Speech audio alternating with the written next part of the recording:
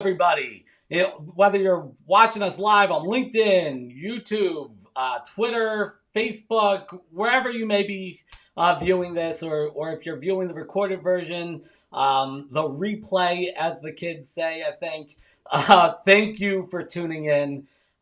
It's really a pleasure to be kickstarting season 2 of WaterCooler Wednesday with a truly amazing human being, Rob Commodari. Rob, thank you so much for being on with us. Dave, thank you so much for having me. I'm honored that you would ask me to do or invite me to be on here, and I'm excited to do this.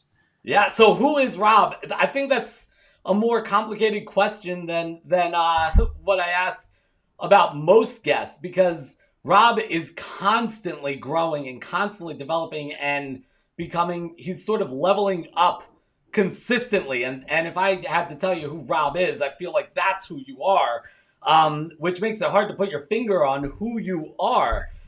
You don't like to stay in one place for too long. But the official bio is that Rob Commodari is the author of Better Than You Think. He is a keynote speaker. He's the host of Chiseled, which is a podcast about being chiseled into the best version of yourself. Again, that growth and development, that journey towards self-actualization. Rob is also the owner of the Commodari Group. He's a real estate guy, and he's as amazing at that as he is with all of his other pursuits. Rob grew up in a 2-bedroom, 1-bath, 745 square foot house in Baltimore City with 7 siblings. He started working at age 11, delivering newspapers, and used those earnings to put himself through private high school and college. He played baseball in college while attending Florida Atlantic University in Boca Raton. When he left college, he became a stockbroker. You were a stockbroker? That's amazing. And it was there that he walks in and he sees on his mentor's desk the greatest salesman in the world, right? This book by is it Og Mandino? Og Mandino. Og Mandino. Changed my life. Changed and the trajectory. Yeah. Go ahead, Rob. What were you saying? I'm just saying that book changed the trajectory of my life. I'll never forget that. I didn't know if you were finished, and I'm sorry I cut you off there. No, I'm not finished. You've got a big bio, but they did change your life. And Rob says that this book was the beginning of all of it for him. The way it almost changed the trajectory of your life in a lot of ways, which I really want to get into with you. But in the winter of 1992, Rob started writing down his goals. He said he didn't start reaching them until 2001, when he gave his first speech to a crowd of 650 people. He joined Toastmasters. That's where I met him the first time, although he doesn't remember me from back then. That was a long, long time ago. And that's when he started becoming connected to this theme of awareness that we're going to talk about today. Rob is a serial entrepreneur. He had a newspaper business. He had a cigar business. He flipped houses. He's spoken to Wells Fargo, Sherwin-Williams, Wachovia, M&T Bank, BB&T Bank, the Baltimore Sun. He's spoken to students in school. He's spoken to prison inmates. He's done a lot. He currently owns his own real estate. He has a real estate team at XP Realty in Baltimore County. Is EXP? I'm making it fancier than it is. In Baltimore County, Maryland. He sold more than 1,700 homes and continues to build his team, leading the way by instructing agents not only on the ins and outs of the business of real estate, but on how to be their best selves. And I think we can learn some really great leadership lessons from Rob today. Rob became a dad at the age of 17. He's been married to his lovely wife, Debbie, since 1996. He has 3 children, Crystal, Robbie, and Amanda, and a granddaughter, Karina Thompson. Did I pronounce all that right? Yes, you did. Nice. So, Rob, this is an amazing portfolio of things that you've done, and I really want to learn more about this and learn what the heck is wrong with you, that you've done all of this in your short life. You talk about becoming a father at 17. Are you, 19 now? Yeah, I look it. We reconnected the other day in preparation for this. One of my few people that I've seen in person since 2020. We've got a coffee, and here I am looking like a schlub after hibernating for years. And Rob looked younger, if anything. So that's been pretty cool. Steve Sless says, "Look at these two. Happy New Year, fellas. Good to see you. Good to see you too." Good to see you, Steve. And there's last week's guest and my wife, Rachel Shar. But Rob, before we get into any of this, I'm not going to let you off the hook. We have to do the 6 and 60. I warned Rob about the 6 and 60, and he said he understood the assignment, as they say on TikTok. Do you get that? You don't? Then you really are older than 18. So, and see, my kids are still young. So, unfortunately, I know all these TikTok things. But we're not going to let you off the hook. We're going to do the countdown. What Rob did not understand was that we filmed this thing live. Right before we went live, he said, "Oh, this is live?" I'm like, "You didn't know that this was live?" So he seemed confident before he knew it was live. But let's see how you do. Are you ready? Let's go. I've done a few TikToks with my daughter over the years, but I've never done this 60 and 60 thing. So let's roll. I'm ready to go. All right, Rob, 6 and 60. What is one thing you would like to see stick around after this pandemic? Zoom. I know that you're very intentional in how you steer your life. Do you have a personal mantra that you can share? Well, I have two. It is what it is. That's one of the mantras, but I live life to the fullest every day. Nice. I like both of those. One notable trait of your favorite boss of all time, what would it be? Connectivity. Can you share a goal that you have for this year? Yes. To hire 5 people on my team. All right. We're all going to hold you accountable. When you're feeling overwhelmed or burned out, what do you do to recharge? Meditate and read. What is your word for 2022? Love that question. It's a combination of 3 words, and I created my own single word. And it's instead of saying time is love, it's times love. TIMESLOV. Times love is my word for the year. Yes! Dude, I think you're our second guest ever to make it in 60 seconds. That's amazing, dude. So, okay, but time is love. What does that mean? So 2019, the word of the year I had was surrender. And I've been struggling with things because when you surrender, big things happen. Things you don't expect to happen, which it causes you to have to surrender. So it's like if you pray for patience, guess what? You're going to get situations that cause you to be patient. So anyway, so I was like, I need to surrender more. I had a little aha moment at the end of December about time because I was asked to do a reflection on what time means to me and how do I value time. And what I've learned over the years after I sat and reflected on this for about a good half hour, it was kind of emotional for me because I always saw time when I go back to age 11, as you've read in some of the bio there. You know, I've been working against the clock since I was age 11. I've been rushing around to get this accomplished, get that accomplished. And it was rush. And I guess the moral of the story is I think over the years, and it's taken me, 43 years to figure this out since I was 11 years old, that I saw time as more of an adversary than a friend. So I want to make time my friend. And when I'm talking to you, I want to be looking in your eyes. I want to be present with you. And at the end of the day, if I'm giving you my time and I'm giving myself that time, I'm also showing you and myself that I cherish that time enough that I love myself. So I was battling I was choosing between 3 words: surrender, which I already used, so I threw that at the door. And then I'm like, time and love. I need to be, like they say, the word is love or God is love. So I want to be more loving of myself and loving of others. And so instead of picking 2 words, I just combined the 3 words because I had got the little is in there, and I made it times love. So I go hashtag times love. Yeah. So every day as I'm going through the day, am I in the moment, in time, and I'm showing the other person myself that I love them. I love that. We recently had Penny Zenker on, who has this really interesting view of time. She sees it as she almost was dismissive of time as a thing because people use it as the adversary or even a crutch, right? Or an excuse. And she's like, take that out of the equation. And I thought that was really fascinating. And it sounds like that's what your message is as well. Yes, I agree with that. Yeah. Absolutely. So, okay, you talk a lot about awareness. This book, it's there we go. It's all about awareness. Hey, you got it on the wall. So it's all about awareness, right?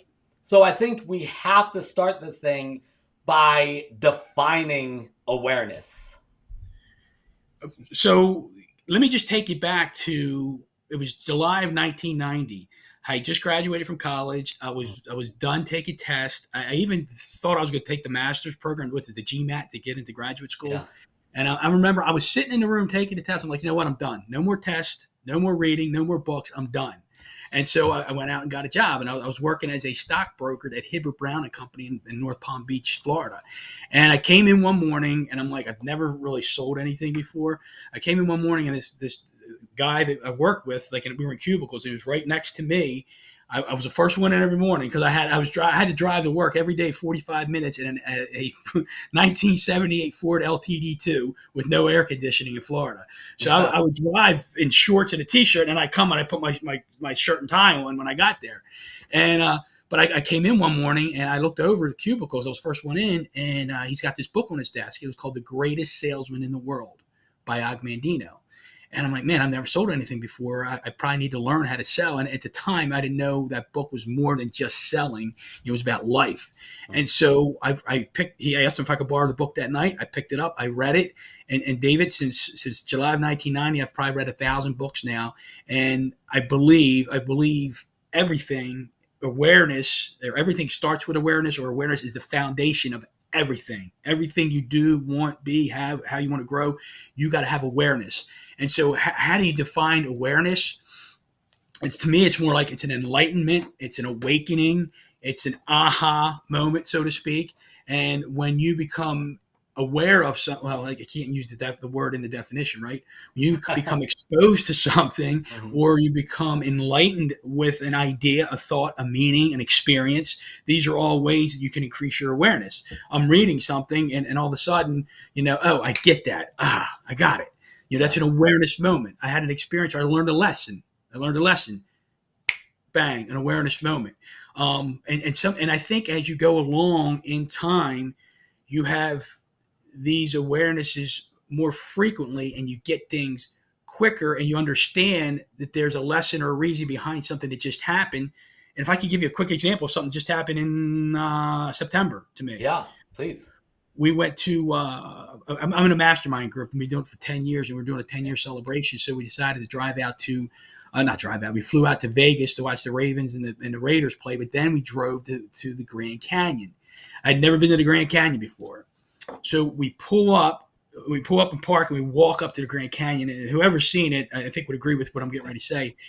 It's just the vastness of it all, and the awness of it all, and the stillness of it all is amazing. And I just use those words, those 3 words, they're awareness pieces. I was aware of the stillness. I was aware of the vastness of it all. I was aware I was in awe. I was aware that I was in awe of what was going on. And so I'm having this feeling, and it's almost like you can hear the stillness. That sounds like a crazy thing. Yeah. How can you hear nothing? And you could hear the stillness, and you could feel the stillness. You could feel the spirit. Those are all awareness pieces. And what happened, we were there at 15, 20 minutes, and we were taking pictures and whatnot. My buddy asked me to take a picture of him with his phone. I drop my phone. I break it. And in that moment, I'm like, you got to be kidding me, God. I can't believe you're doing this to me. And then the awareness set in. Okay, does God want me to see this beauty and this awness with the lens of a camera, or the lens of my eyes, the lens of my mind? And I'm like, okay, this is a lesson for me that I don't need this camera. He wants me to enjoy this vastness and this stillness and this spirit with this lens and not that lens. Right. So I feel like I'm getting a little bit of a better understanding of what you meant when you talked about the previous year's word being surrender. Because we had this comment come in from Steven saying that surrender is often thought of as a negative thing. It's interesting to hear it in a positive way, especially surrender coupled with awareness. The other day, I showed my daughter, who's 12 years old. I showed my 12-year-old daughter this clip from, what's it called? I forget what it's called now. But this movie that was, every scene from this movie is way too inappropriate. American Beauty. So there's Okay. only one scene from that entire movie I could probably show a 12-year-old daughter. And it was this little clip from the movie where that they kept going back to, which was this plastic bag floating in the wind, right? And the lesson that I took from that and that I shared with her was almost anti-surrender, right? That if we're just a bag floating in the wind, then where's our destination? Where are we going, right? So could you maybe differentiate from just sort of going with the wind versus what you mean by surrender? Oh, I love it, man. I love it. I got chills when you asked that. And when whoever that was put that quote up on the screen there, Yeah. um, uh, I got chills when I saw it because most people think surrender is a negative. Most people think surrender is, hey, I'm waving the white flag. I'm giving up. Hmm. So when I chose the word surrender, and like you said, just going with the wind, surrender can combined or in conjunction with flow. Go with the Hmm. flow. So what happens? I'll give you two things here. So surrender takes the form or shape in two capacities. Surrender from negativity, surrender from BS, surrender from gossip. So you have to become aware. In that year, when I picked surrender, I had choices to make. What do I want to surrender from? What do I want to get away from? What do I want to get out of my life? I want to surrender from that. Mm. And then the next side, the opposite side of that is, what am I supposed to surrender to? Meaning my calling, my purpose, leadership, building a team, leading my family, being a better dad. Surrender to that. And what happens, how awareness ties into that, is I need to be aware of when I need to let go and surrender to what I'm supposed to be doing and from what I'm not supposed to be doing. Right. And it was the first day, the very first day when I chose that word of 2019. It started at like not it's 7:30 in the morning. I got a call from my rental properties. The heat's not working, and then I had a roof leak, and then this person got sick, and these three deals fell apart. I'm like, God, I want to surrender, but I didn't want to surrender that much, and then so I had to surrender. Right? Had to go with it and learn what you can learn with it and understand the the the reasons or the lessons behind it. So then the other thing to add to that is this is a great example. I don't know how many of the listeners or viewers out there time block or have a calendar, the Google calendar or the old written down, paper calendar. Yeah. So we plan our days every day. We plan our days. We plan the way we want it to go. Yeah. And then the day starts and you get a curveball. Okay. And then you could be the person that says, and this is used to be me. I used to whine and fuss. I'm like, why me? Why does this got to happen? Why can't things go accordingly? And then I said, I have to surrender to that. And you can look at it in a biblical sense and say, I'm doing God's will. You could say that. And so if his will is throwing me that curveball, is a curveball coming over the top? Is it coming from the side? Is it, sidearm, whatever? How's that curveball coming? And in baseball terminology, the coaches will say, when you get a curveball thrown at you as a batter, what do you do with it? You're either going to try to foul it off, you take the pitch, or you go with the pitch. Hmm. Go with the pitch. So in that sense of the word, I had to learn to surrender to the comings of the day. And that's great what you got up there. You want to make God laugh, show him your plans. Right. Right? Right. Yeah, I do time block, and I love it. But in a world with 5 children and a pandemic, like today, I've got one of my kids' schools is shut down because over 50% of the teachers in the school have COVID. Right. So like, you're right. If you don't surrender to that, if you remain too rigid, that doesn't really work out. All it does is frustrate you, and I'm not able to be the best parent that I can be if I'm so focused on what was on my calendar. So Yeah. right now I'm being a horrible parent, but my wife's on duty now, and then she goes back to work, and then I take over. So You're not a horrible parent. You're so not so we horrible. juggle. But recently I saw I was part of this discussion on LinkedIn. Di Cirolo, a past guest of ours, actually brought it up. This the stress on parents when with COVID and things happening so unexpectedly with schools and that role conflict, and talking about the guilt and shame that come along with that, despite the fact that it really is out of your control.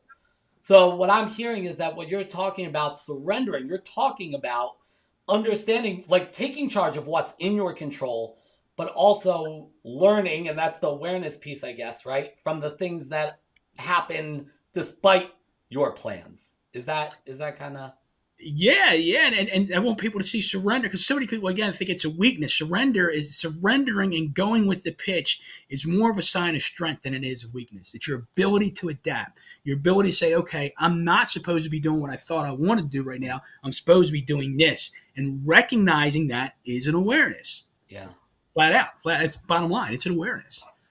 So when you talk about awareness in this sense, when you talk about awareness at the Grand Canyon, and I've been there, it's a spiritual moment in a lot of ways.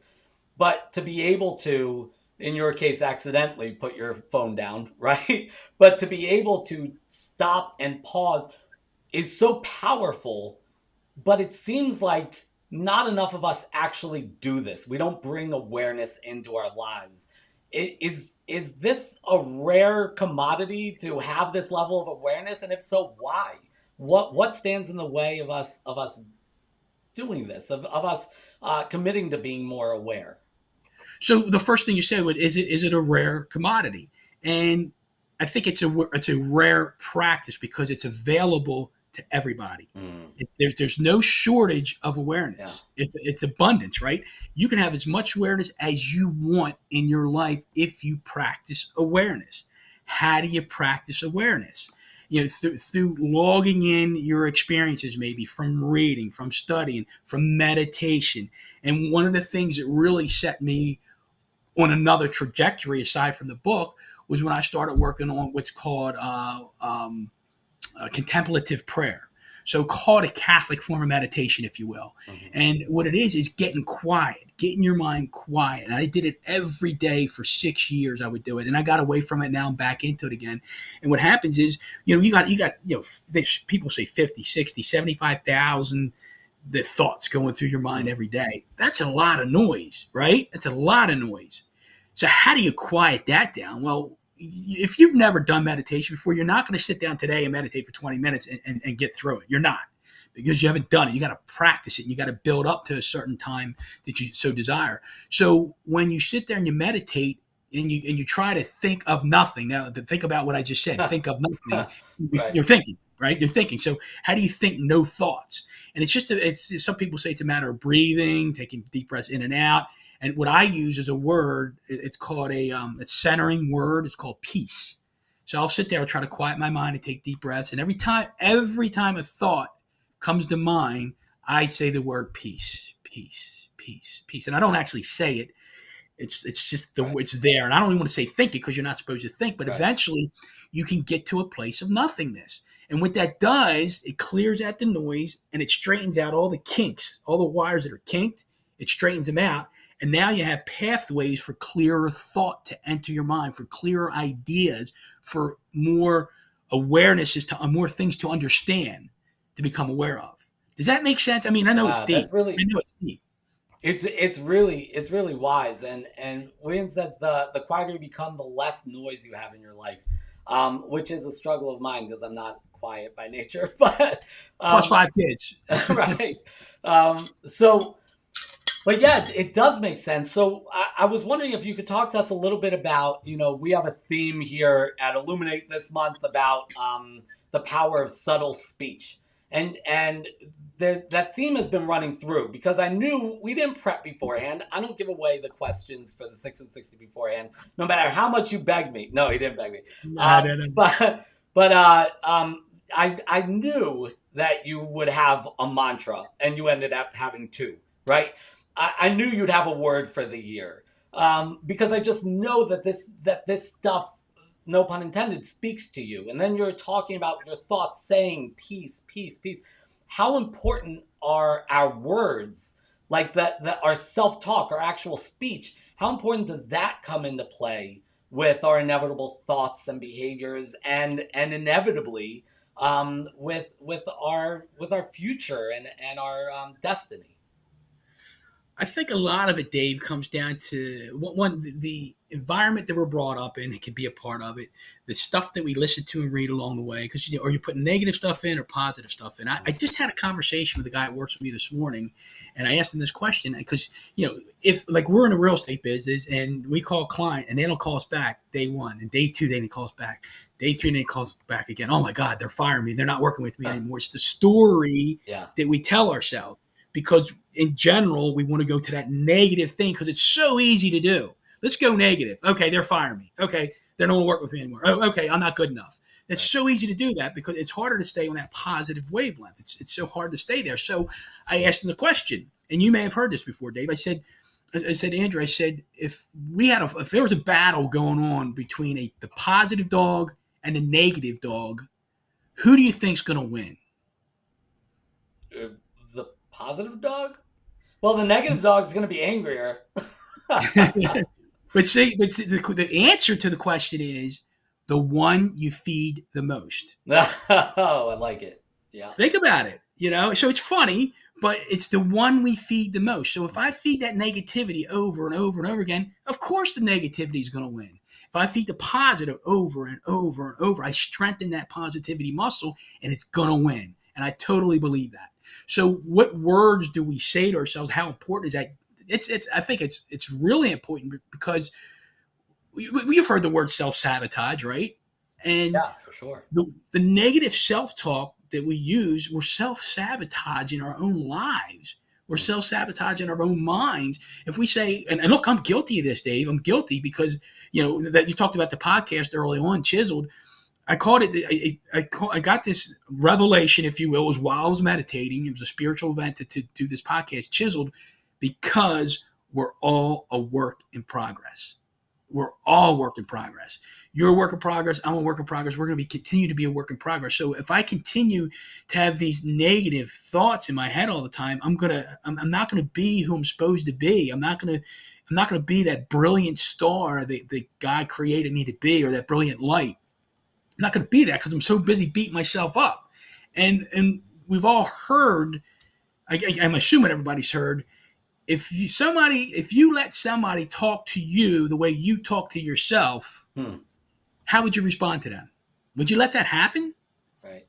I doubt it. Without getting in a fight, by the way. Right. Yeah. So it does, they all feed each other. But if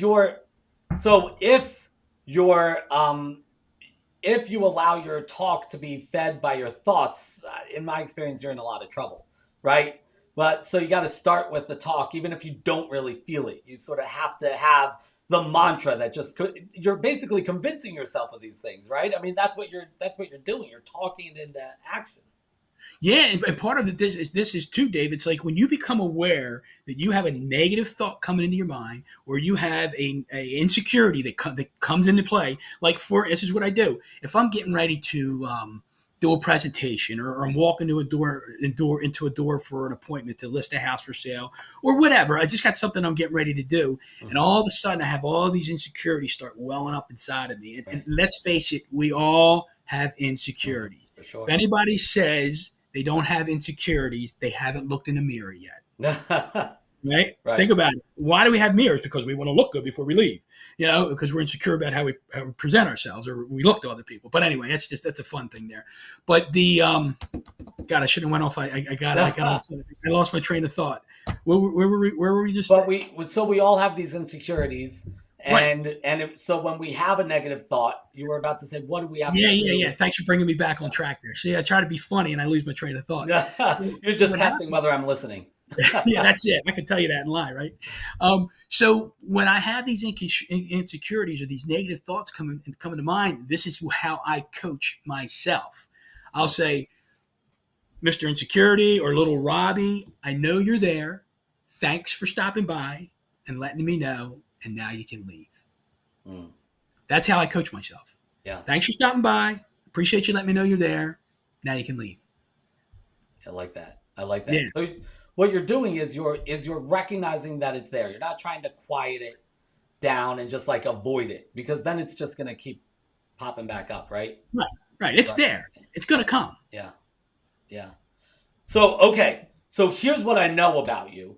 I know that you are, I mean, the most self actualized person I know, in the sense that I believe that self actualization actually comes from the pursuit of self actualization, right? And in that way, you are this constant work in progress, which I love. You're one of the most humble people that I know.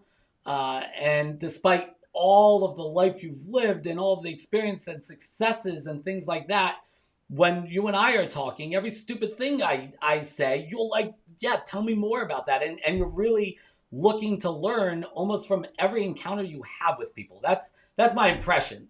If that's not true, don't tell me, because that'll burst my bubble about you. No, it's very true. Very true. Yeah. So you have this, and you're constantly trying to level up. In some of the meaningfulness work, because I do a lot of research on meaningful work, right?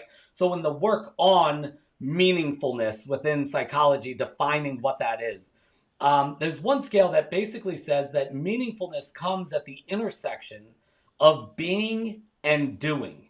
That it's not just the intersection, it's at the tension of being and doing, right?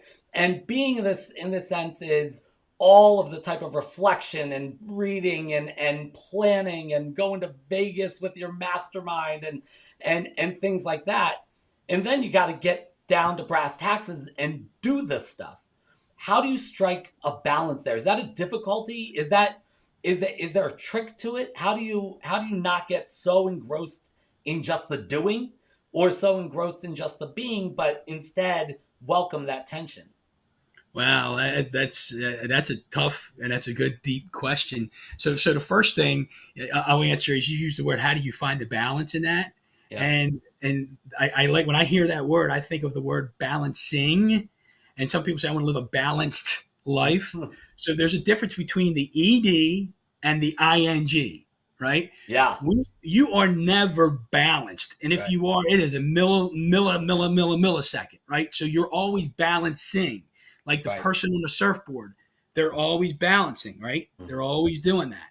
So we have to, you have to be in that place of learning how to, like, what's the next thing I do to keep my balance, right? I got to keep doing this, that, and the other thing, right? So we're always balancing. Yeah. And then I'm having another brain lapse here. What was the second part of that question? Or So the, how do you find that oh, that act of being able to balance the being and the and the doing? And is doing. this something that you struggle with, and how do you correct that?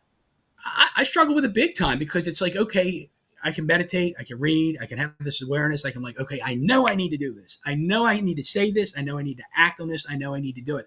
But I'm afraid. But I don't think I'm good enough. But what is everybody else going to think or say or do, right? So it's this fear that we have. So it's like, I took a Darren Hardy leadership course this year. It was called Hero's Journey, and it was a total leadership course. And he's like, you do the thing. You just do the thing and forget the fear. You do it. And we have to have courage, right? So it's like, I want to be this humble guy. I want to be this authentic guy, this transparent guy. And sometimes in our society, it doesn't always, like, let's just say in the realtor world, everybody's got to bling, bling, bling, show off the nice car, the nice suit, the beautiful shoes, and all the big house and all that. Right. It doesn't mean squat. It doesn't mean squat. So are you being, are you doing, are you showing, in that moment? Right. Right. So so that's some vanity going on there. So it's almost like, how do I just be, man? And I think we're always working on just being, just like we are always working on balancing. So we're always working on that being, but it's like, you can have the knowledge, but it doesn't mean anything if you don't apply it. So we have to take the chance. We have to recognize that I'm having this fear, but I know I have to work through this fear. And in that course, Darren Hardy, I remember him saying, he said, people they're either insecure or afraid or fearful 99.8% of the time or day, right? It takes 20 seconds of insane courage throughout the day to make a decision and go. Hmm. So if I could bring back the Chisel podcast for you, that's not a promotional thing here. And that was just an insecure statement I just made, right? So Right. so let me bring the Chisel podcast back here in a sense where No self-promotion on this show. years ago, a friend of mine, this must be about 19, 20 years ago, a friend of mine, he had said to me, he said, Rob, you will go to the next level in your life and in your business when you start listening to the voice inside of you. Mm-hmm. And I asked him to repeat that to me. I'm like, wow, that's profound. And I swear it might have been, I don't know, months, 2-3 months after that, I got asked to speak in prison. And I'm like, yes, I'm in. And I'm like, okay, I'm going to prison. What the hell am I going to say to these guys, right? Huh. And I was asked to give a speech. And it was a speech that was going to be evaluated. They had a Toastmasters group in prison. You know the whole Toastmasters thing. Right. And they have an evaluation contest. So they asked me to be the guest speaker. So I'm like, I'm not just going to go into prison and give these guys any old speech. I'm going to give them a message of hope. So I'm doodling one night at a meeting, at a Toastmasters meeting of all things, and I had a napkin in front of me, and I just wrote the word jailbreak on a napkin. And I'm like, wow, this is great. Jailbreak in prison. Great message, man. Give them hope, right? And then I'm like, oh, crap. If I go into prison with a message or a speech titled jailbreak, you're not coming out of the prison. I'm not coming out. I'm going to get locked up, right? And so you have this great idea, which comes from the voice, and then you have this resistance that comes from the insecurity. And the resistance was like, I'm not good enough to do this. I know better than the voice, because when the voice in my mind is the Holy Spirit, God, whatever you would, higher power, whatever you would call it. If that voice is talking to you, and that voice is here, that voice, I think, knows better. And who am I to think I'm better than that voice? Who am I to think I know more or smarter than that voice? So I'm like, you know what? I remember what that guy said, and I went with that title, that speech, Jailbreak. And it was that's another podcast, but it was one of my favorite spiritual experiences I ever had when I spoke to inmates in Jessup Prison. It has to be like 19 years ago, maybe 18 years ago. So that said, how does that play into Chisel? What happened was when that jailbreak thought came to me, I had this feeling. I had this almost like this tingling inside of me, and this rush of adrenaline, right? Yeah. So I was doing my meditating. I had a quiet mind going, and I had just given 2 presentations like 2 days earlier. And in both those presentations, I said these words, and I've already said them a few times today, is that we're all a work in progress. I'm not the end all know all. You're not the end all know it all. We're all a constant work in progress. Right. So while in the middle of meditating one morning, I just had this rush come in my body, and I just had this vision. I'm like, man, I'm a work in progress. God's chiseling away at me. He's chiseling me. And all of a sudden, like, God's telling me he wants me to do a podcast, and he wants me to call it Chiseled, because we're all a work in progress. And I'm going to share that with the world. And I'm like, God, I've never done a podcast before. I'm just going to do it. I'm going to go with the pitch. I'm going to surrender, go with the pitch, and let you lead it where it needs to go. And I'm not going to try to control this thing. You're going to bring me the people. You're going to bring me the stories. We're going to interview them, and we're doing this. So it's not for vanity's sake. It's not for money's sake. It's just to share people's stories so everybody understands we are all a work in progress, and we are all evolving to become the best people we're supposed to be. Beautiful. And listening to that inner voice, I think, is scary at times. But the fact that you have the awareness to do that is really powerful. In your book, you talk a little bit about momentum and the importance of momentum, toward positive momentum, right? Because you do differentiate that you could be on the wrong side of momentum also. What advice would you have for our viewers and listeners who had momentum and were hit with, March 2020, and since then have felt lost, or certainly that they've lost the momentum if they don't feel completely lost?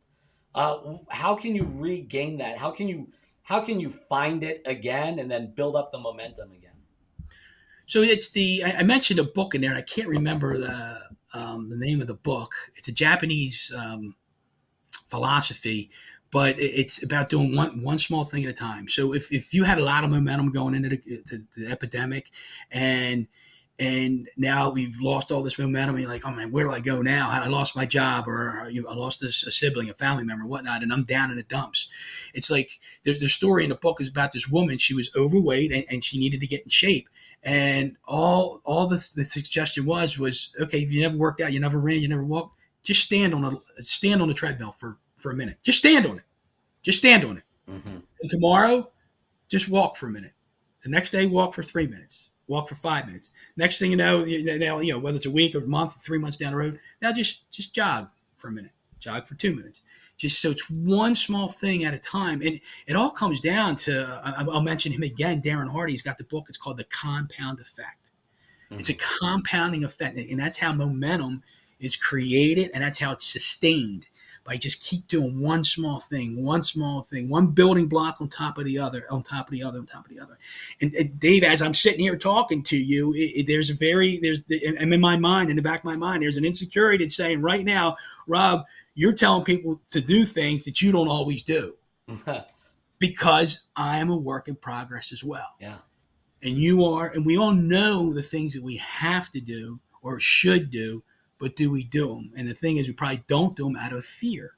Right. So, it's a momentum. It's just you just got to, and once you do the little thing and you see a result, what's that result? Is it a feeling? Is it a loss of a half a pound or an ounce when you look at the scale, whatever that is? Well, you got to do something that you can see a result. And once you see the result and you build on, okay, I can do it again. I can do it again. I can do it. It's like having faith.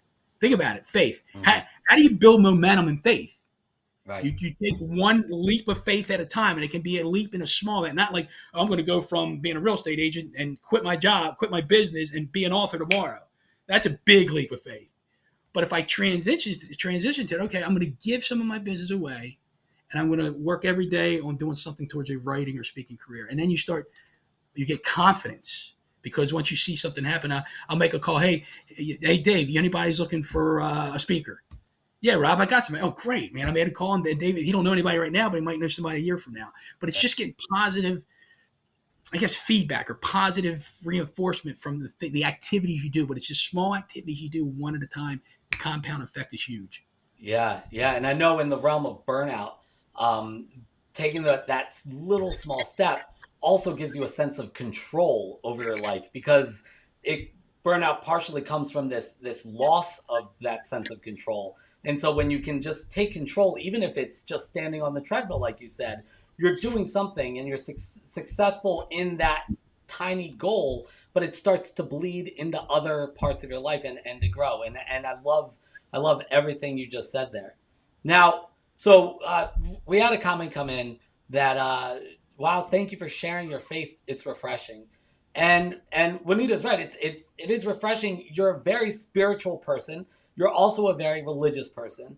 And my question, I guess, is, I really prescribe to the existentialist philosophy of burnout. That basically the way the story goes is that people used to find meaning in the church or in their religion, in my case, in the synagogue, right? They used to find meaning in that. And as people lost faith in that, they started looking for other places to find meaning, existential meaning. And a lot of people started finding that at work. Now, there seems like to be this pushback at work where work is now becoming a negative thing again, a necessary evil. People are really pushing back against work. Especially working mothers are saying, no, I want to be at home, etc. They're pulling out of the workforce often. So where do people find this voice, this sense of purpose, etc., if they aren't religious? If they're not, a believer in God, where do they find that voice? How do they get there? So I think, I think there's a separation from being religious and spiritual. Okay, religious, I guess, is the word dogmatic. It's dogma. Yeah. Whether you're Jewish, you're Greek, or Orthodox, or Catholic, or Buddhist, or whatever. It's dogma. Now I'm a Catholic, right? But I think we're all, like you said, Rob, you're spiritual. We are all. I really believe we are all spiritual beings. I believe that in the heart of my heart. Like, we have this form, this body that we walk through, and we comb our hair and brush our teeth and Speak for yourself when it comes to combing hair. But I you won't still take got offense some there, to buddy. that. Well, I went from a forehead to a five head. So anyway, but so we're all spiritual beings, and I really believe it comes from within. And we all have it. It's like the Wizard of Oz. I think about it, right? And the guy was the brain, the heart, and what was the other thing? The lion. Wait, It's the courage is the lion. Right. The Tin Man was looking for the heart, and who was it? It was the Scarecrow. Scarecrow was the brain. Yeah. So, the courage, right? We We're gotta having a go Wizard back of Oz. and read We're having all. a Wizard of Oz conversation here right now. Yeah. But they were Dorothy went looking for the Wizard of Oz, and the lion was looking for courage at the wizard's Right. place, at the land of Oz. But all along, it was already inside. Oh, it was already there. Right. It's there. And it's just when we go into that, whether it's meditation, prayer, quiet time, whatever you want to call it, when you go into and it could be gardening for God's sake. So for instance, you don't have to sit. I'm not sitting there saying everybody has to meditate to find peace, but like I have a garden and I love my garden and it's very therapeutic for me. When I look at my garden, I see abundance. I see abundance. I see my database in my business because I got to prune the tree. I got to prune the plant. I got to prune the database, and then more comes from it, right? So I got my fig tree. So I equate all that stuff. But that stuff for me is awareness that it comes from within. Like, what are you able to see? And I think when you get yourself in places where you can reflect, whether it's meditation, whether it's in a garden, being there, like being, just looking at things and reflecting on things, or just looking back at your life. And that's where the title of the book came from, Better Than You Think, is I look back on all these stories and all these different like chapter titles of my life, and I'm like, oh my gosh, I've had amazing experiences, an amazing life, and it's better than I thought it was. When I saw it on paper or on my whiteboard, it was better than I thought. And I'm like, I'm not sitting here to tell you that your life is better than you think. I'm just telling you things are better than you think they are. They are. And if you take the time to reflect and look within, you will find it. You will find it, but you got to be intentional about it. Yeah, yeah. I think that sounds very true. It goes back to starting with that self talk, or starting by stepping on the treadmill, by starting with the just take the leap, right? And that's the first thing you said about faith, was take the leap of faith, right? And then you'll find it. But you need to give yourself that quiet time. You need to give yourself that time for being, right? Yeah. So we have a final question here, which I think is a good one to end off on. But we need to ask, what kind of changes can companies bring into the workplace to bring a refreshing mindset to employees who feel burnt out this new year? So we talked about what you can do for yourself in terms of connecting with your awareness, etc. You also own your own real estate company, right? And you're a leader, and you work with many leaders. What can we do to help our employees who in this moment are so lost? Yeah, Dave, that is so. It's almost like, I want to say, a loaded question, because I can sit there and say there's an easy answer, right? But I as a leader, and look, I got a long way to go as a leader. I'm evolving. I'm being chiseled into a leader, right? And I've sometimes, like, when I think when people say, "Hey, Rob, you're a leader," I'm like, man, I got a long way to go. I got such a long way to go. But I think when you take the steps, I want to live my life to the fullest, right? So when I die, I want to be out of gas. Yeah. I don't want to have. I want my needle on E. I want it on E. That means I lived life to the fullest. I got every ounce of energy and every ounce of whatever I could do in my life. I got it out of me, right? Yeah. And I did that for the glory of God. Let's say it that way, right? So if you go into the workplace, and it's not everybody's going to think like you, not everybody's going to think like me, and they're not. And the problem is, when we have the expectation that they are going to think like us, that's where you get yourself in trouble or in a pickle. So it's really about, I think, this is how I think it works in the workplace. You start asking questions. We as leaders start asking questions like, what do you want? What's important to you? Because a lot of people say, what are your goals? What are your goals 5 years from now? Well, what are your goals? Okay. Why is that goal important to you? What is it about that goal that makes your heart sing or hum? I like to use the metaphor of a tuning fork. That when you think of that goal, is you have a humming in your heart. And if you got a humming in your heart, there's something there. And then the question is, why is that important to you? Right. Then if that's important to you, how can I help you get there? I'm going to be bringing you information. I'm going to be bringing you content. I'm going to be bringing you experiences. It's up to you to do what you want with them, right? I can't force them on you. I can't twist your arm and say, hey, listen to this podcast today or read this book today. I can say, this is what I've learned from it. And it's like we have to be the example. We have to continually feed it and feed it and feed it and offer it up. and be the example, and you hope that they get it right. That's one of the things. The other thing is because not everybody wants that, they just want to do their time, so to speak. And if that's what they want, that's what they want, and we have to recognize that. Mhm. But our job is to be the example, and it's called emotional intelligence, right? You've heard that. It's so. What is I've heard it so many times. What is emotional intelligence, right? And I think that I heard it best on was it a podcast or something? It's self-awareness and others awareness. So I can work on my self-awareness, but I got to work on others' awareness, and that's more about empathy. Yeah. Yeah. I have to understand what's important to you, why it's important to you, and can I feel what you're feeling? Will I be intentional about feeling what you're feeling, and how can I help you? Right. So I know it's a long-winded answer, Dave. I know it is, but I just it's hard, man. It's hard work. Being a leader is not easy. I love that. I love that you gave that answer because I run across a lot of leaders who they see it through a certain lens and they assume everybody has to see it through that lens. And what you're saying is that you reach out and you ask questions, you connect with the people, you find out what they want, and then help facilitate that.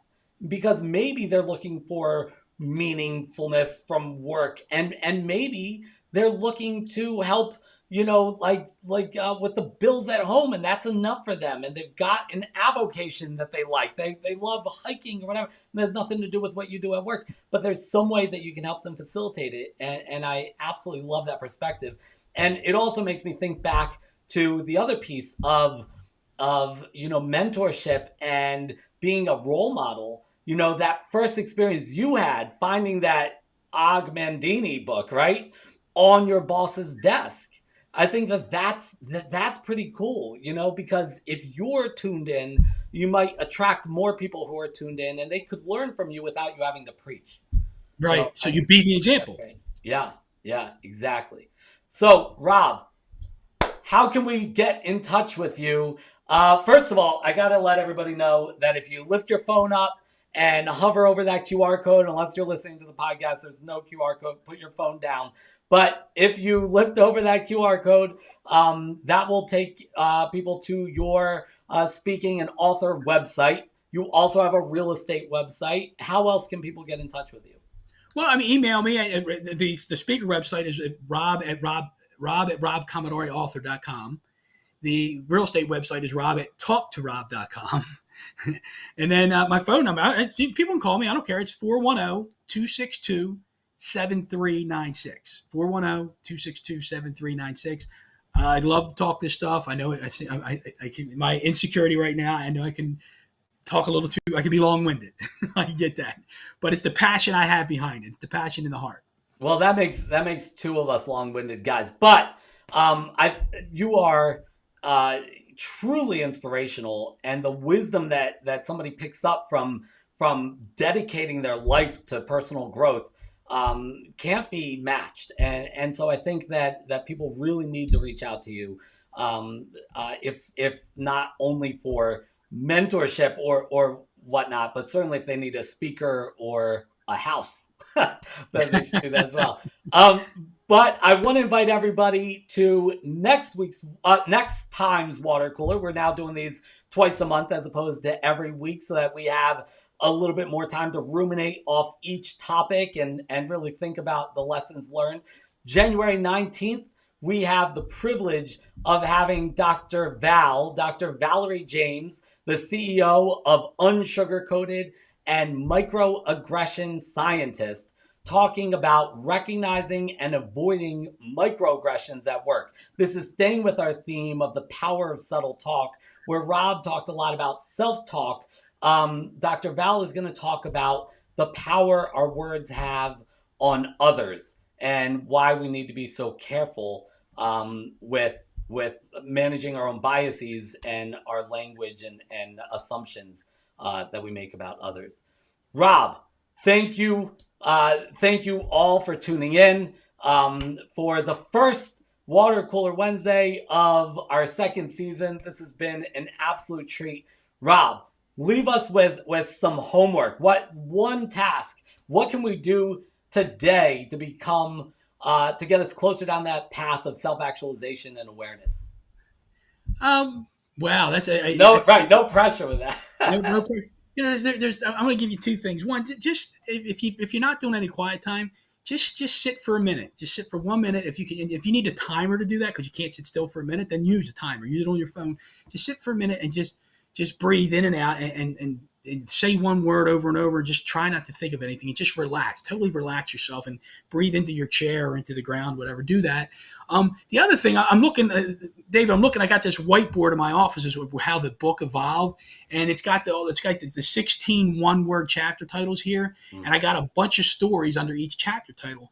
And what I would ask people to do is like, what's everybody's got one of these, and it's like you got to, like, I always go back to what's holding you back from being the best person you can be, from achieving what you're supposed to achieve and being who you're supposed to be, and just think back on one of your favorite learning lessons. Of it might not be a favorite, it could be painful, right?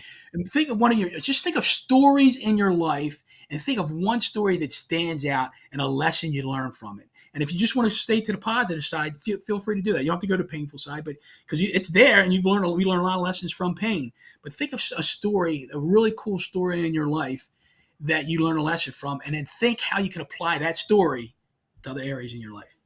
Yeah, that's powerful. And if you have not read Better Than You Think, I highly recommend getting your hands on this book.